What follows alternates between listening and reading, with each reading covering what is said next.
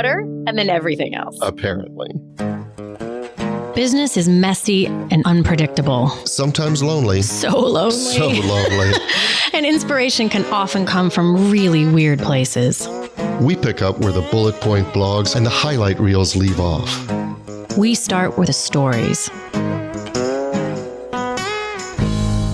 Welcome back to So Here's My Story. I'm Jody. I'm Eliot. And in today's story, Jody gets into a story about a visit from a very valuable member of our team where she discusses the big things you can focus on, the benefits of thinking small, and how I come in somehow a distant second to a traditional Southern dish. I don't even know why. Who doesn't come in second to like a really good butter grits? But before we launch into the story, just a quick reminder, please do share the story with friends and family if you are enjoying the show. And if you have not yet hopped into the Facebook group, we would love to see you there. So yes, you can go to the Facebook page for So Here's My Story or our website at sohere'smystory.com and follow the links to hop on in. Okay. So here's my story. Last week, Christy Schmier, who does our show notes, was in town. And I don't get to see her that often. She lives in Canada. And I get to see her even less frequently, by the way. That is actually part of my story, kind of, because you two have never met. We have never met in person. No. Right. So, and I was really excited for the two of you to meet. Unfortunately, I was also really excited for about 8,000 things I wanted to do while she was here. And I usually am someone who I think I'm pretty good at prioritizing and managing my time. I get a lot done. And I did such a bad job of like overestimating what we could do and see, who we could see, what we could. So my big plan had been that because we were in New York for a day or so and then Pennsylvania. And then as we came back down this way, we were going to stop, meet you, at the very least, meet. I wanted the two of you to meet, chat. Although I have a whole funny story about that I might pop in here at some point. But, and ideally, I wanted us to all record an episode together because that would just be really fun to have Christy's actual voice here. Although I was thinking about how weird it would be for her to do those show notes. She would just highlight everything that Christy said. And then Christy said. And then most importantly, so that was my plan. Everything we did, I just didn't really plan because it wasn't a visit where I was going to plan out this like intense itinerary or something. But I was like, oh, we could do that. And we could do that. Completely just underestimating every piece of everything of how long it would take. So each day I had just like these one or two things we were going to do. But by the end of the day, we were like so out of time before time even, especially because I kept completely forgetting about the fact that as things took a little bit longer, we would end up then traveling, whether it was by train or by car or by whatever way, literally at rush peak hour, like nice. rush hour peak time. So even that took longer. So lo and behold, we did not even get to stop by. I mean, when we blew down 83 South, we were headed to Baltimore. Waved at the building. I was like, and there's Eliot's exit. And we zoomed downtown because I had a gig and we had to get ready and get over there. And so it was just so interesting. So that reminded me about this, just how easy it is to grossly overestimate what's possible. I get, I don't know, frustrated. It's a bit too strong of a word, but a lot of people want to talk about time in terms of like productivity and calendars and to-do lists and apps and all this kind of stuff. But so much of it is like at this much higher strategic level of just even understanding kind of how long things take. And what's been really interesting and why it sort of elevated to kind of episode level story in my head, because that's not exactly the most like engaging story ever. I had a lot of things I wanted to do and then we didn't get to. But what was really interesting is that in the days since she's been gone, I've had several clients where that whole thought process is not just about like what you can get done in a day or what you can get done in a week, but just even our understanding of what you can accomplish in a month or a year. And so these two sides of progress, and I'm kind of making air quotes, about how we match up progress and accomplishment to time and how really, really, really amazingly bad at it we are, both in overestimating and underestimating what's possible, has just been like the theme of the week. No, and I find that where I get off the rails in terms of productivity and time is that I have a productivity app, right? So it keeps me, it actually does a lot for me, so if I get an email in from somebody and I know I have to return it, but I don't have time, then write it on the app. It becomes something I can check off. But the thing is that a lot of, my best work often takes time to percolate. I need to think about this. I need to write it. I need to look back at it overnight.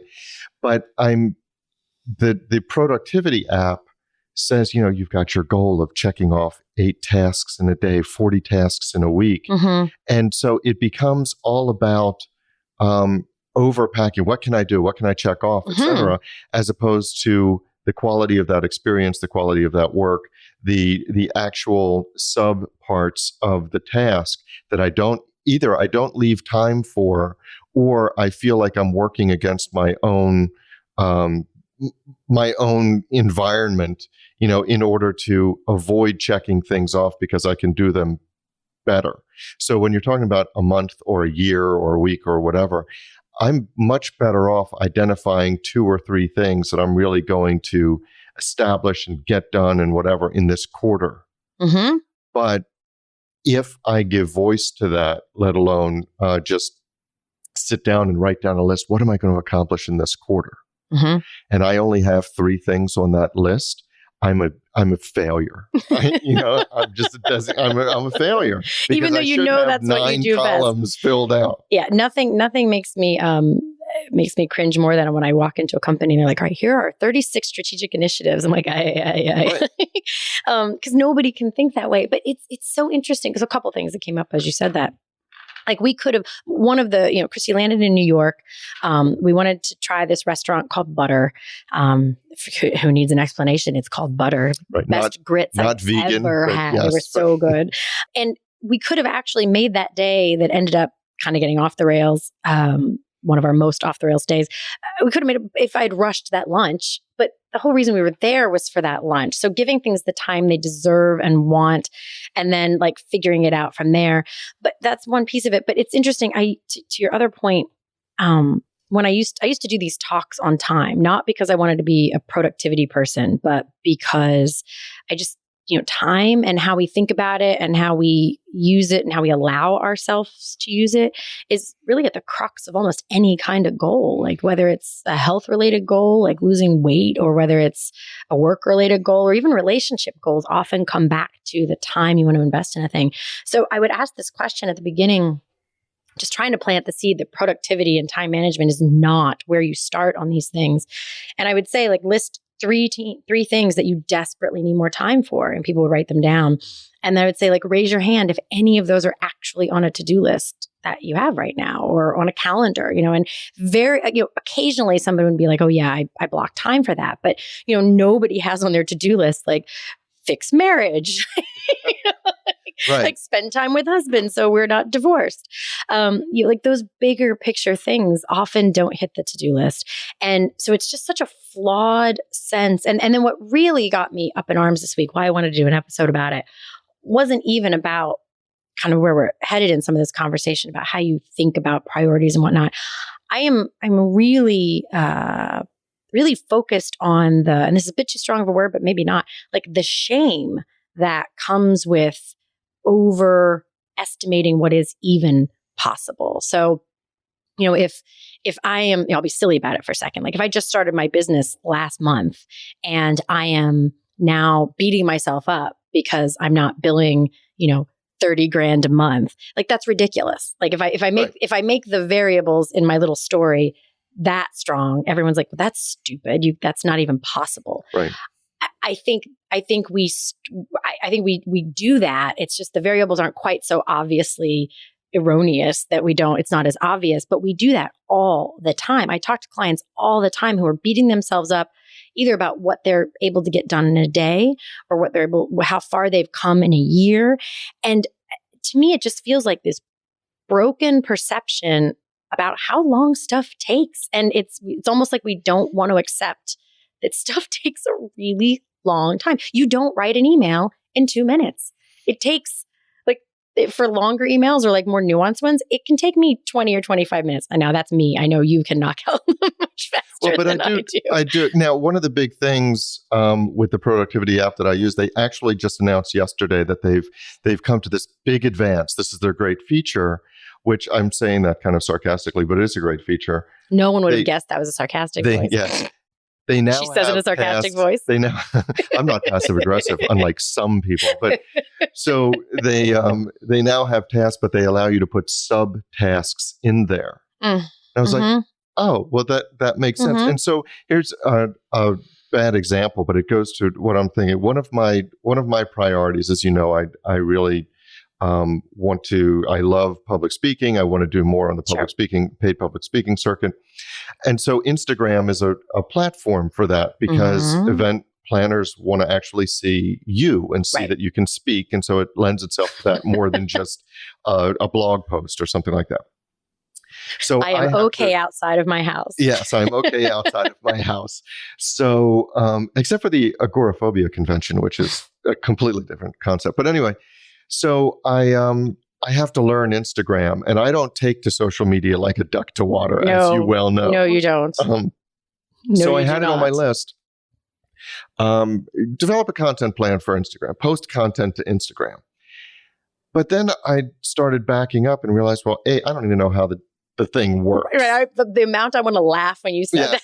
I can barely figure out, okay, where's the how do I task number one, what is Instagram? Yes.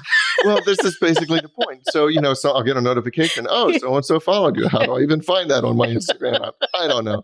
So, but I love how you just cavalierly put down create strategy for create Instagram strategy, and then take over the tri-state area. So, So I did my Eliot thing, which was I decided that I have to learn. So I subscribed to an online course on Instagram for business. Okay. Yeah. And it started out, and I think it has, at last count, like 1,400 videos. I don't know. It has like this. No, it's insane. But it's been really good because it kind of backed me up and it said, well, wait a minute.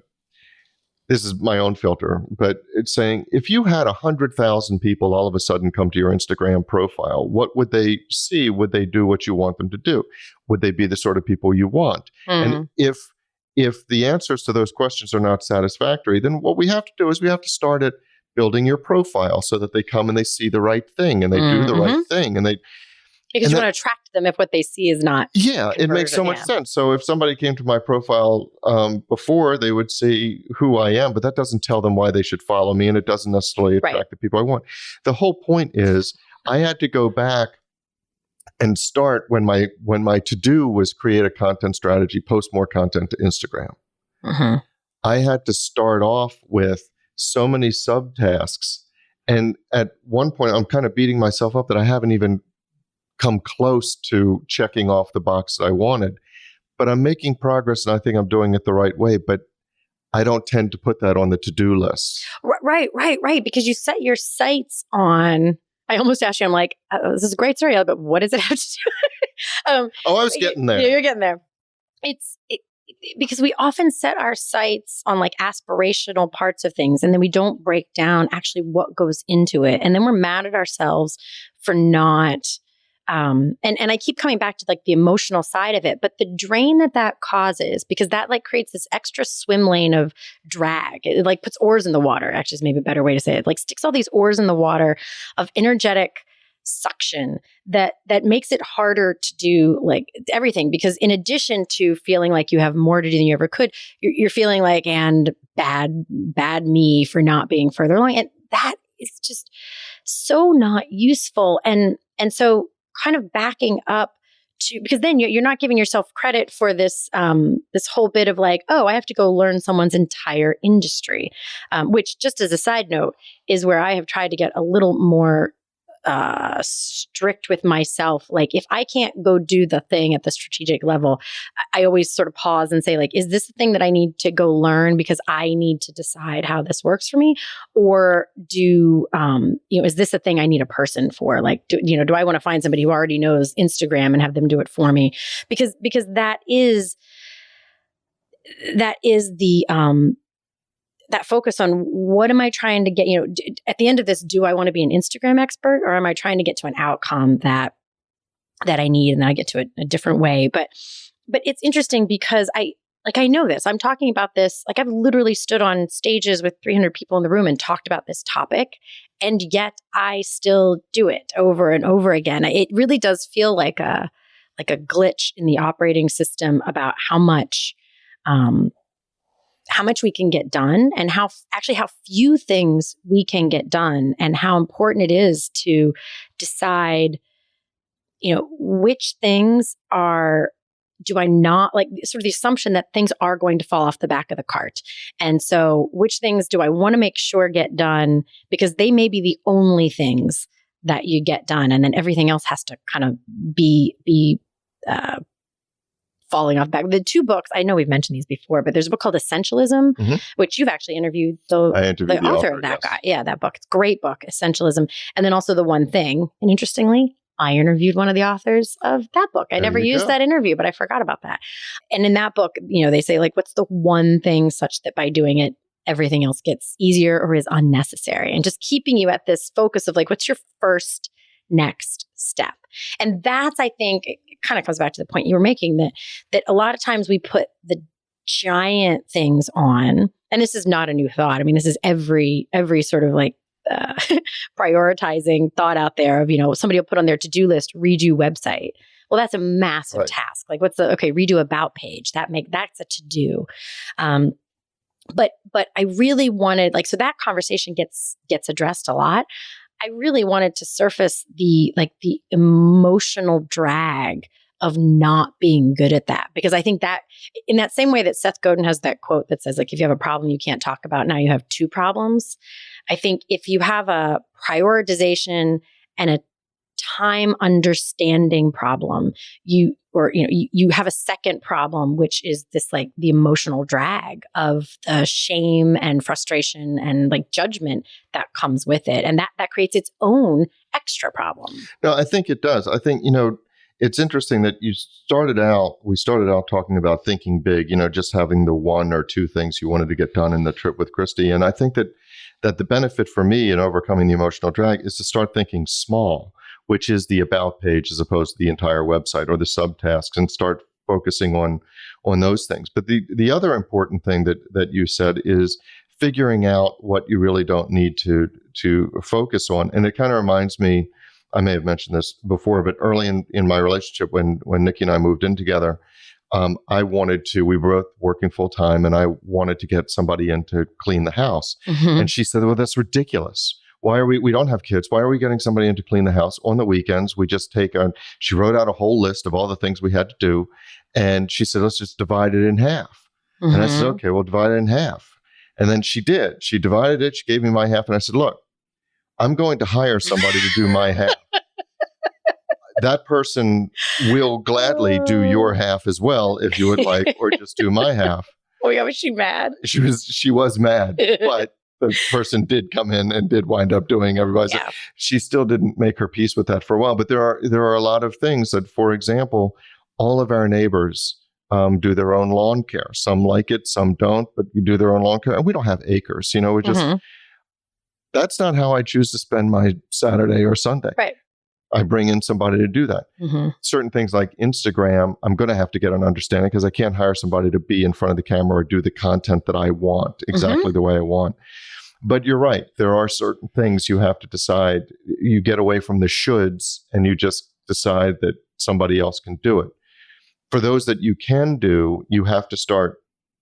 For me, it helps to start thinking small, dividing the tasks into their subcomponents. So then in seeing the subcomponents, I can see how big these things really are. Yeah. Well, so I think this is a question that comes up, so slightly different thing with entrepreneurs a lot, which is if you're running a company or division or any kind of thing that you're leading, you don't want to be in a position where you don't understand the thing. Like, you can't give direction about, again, because you need to be able to give direction about what the priorities are and what matters and what not. So, if you hired somebody, you wouldn't want to hire somebody and just say, make my Instagram good. You would want to be able to be really clear. That sounds caveman. Make Instagram good. Right. So you would want to be more direct. But I do push back a little on, and I used to see this with a lot of kinds of softwares and things that have a lot of capability. You as the leader of a thing, you need to understand enough about whatever it is to weigh in on the strategy of how it's used and implemented.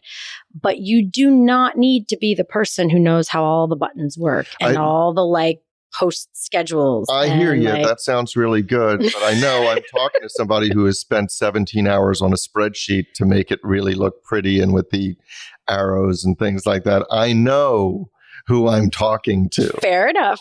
Except, so that is actually an interesting thing though, because I do differentiate those, and I get to because it's my brain. So this is how I differentiate.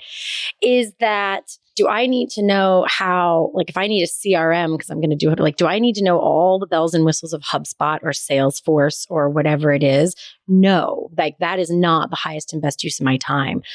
I will geek out on a spreadsheet for hours on end when what I am honing in on is communicating a really complex thing in a way that people will like to take the invisible and make it visible. And I don't know what that is until I actually do it. That is another differentiating line that I think is really tricky.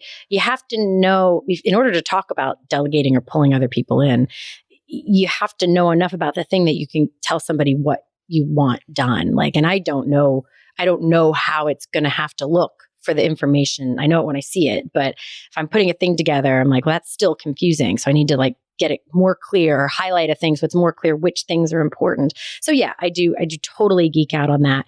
But I still put that thing in my highest, because one of the things I end up doing a lot is taking really complex ideas, whether they're in a spreadsheet or whether they're just in the ether, and finding a way to draw or articulate them so that everybody can get on the same page about them. So that still feels like my highest and best. No, and I do get that. I was just kidding, because one of the things that I did, one of the small things that went into any productivity in a law office used to be dictation. The lawyers would do dictation, the secretary would transcribe the letter, et cetera.